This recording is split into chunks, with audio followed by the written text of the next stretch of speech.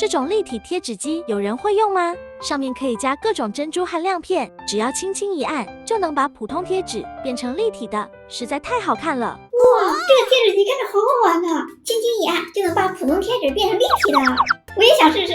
Later， 立体贴纸机买回来啦，现在就来试试，看能不能做出来像视频一样的立体贴纸。它的外观看着像个相机一样，这个地方是镜头，还可以按压。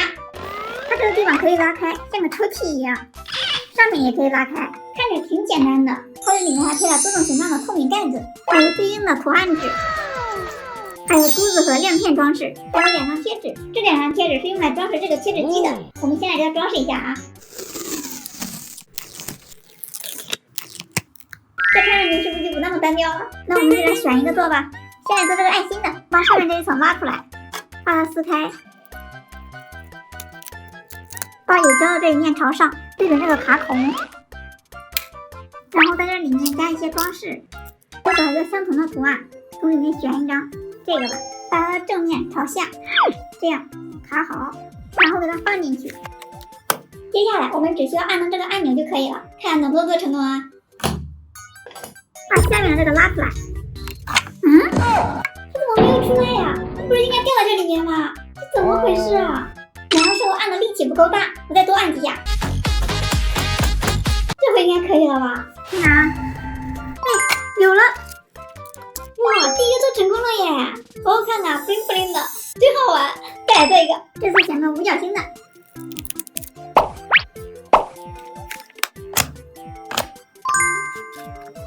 哇，又出来一个，漂亮！这一次就停不下来。又一个多边形的，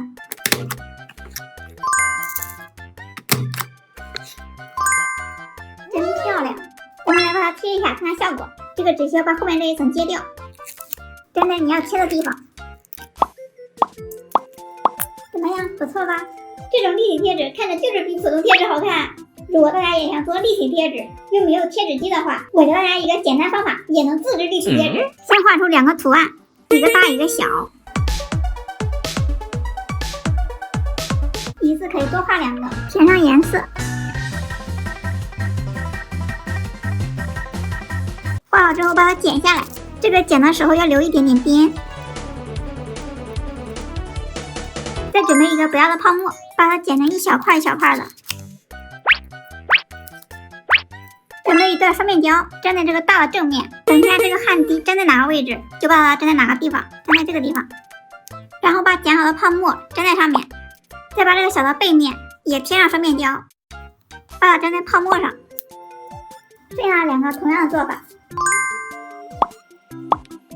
这样简单好看的立体贴纸就做好了，是不是很有层次感？漂亮吧？你们学会了吗？下面我来教大家这种贴纸怎么使用。先取一段双面胶，把它粘在这个贴纸的背面，贴在你想要贴的地方就可以了，是不是很漂亮？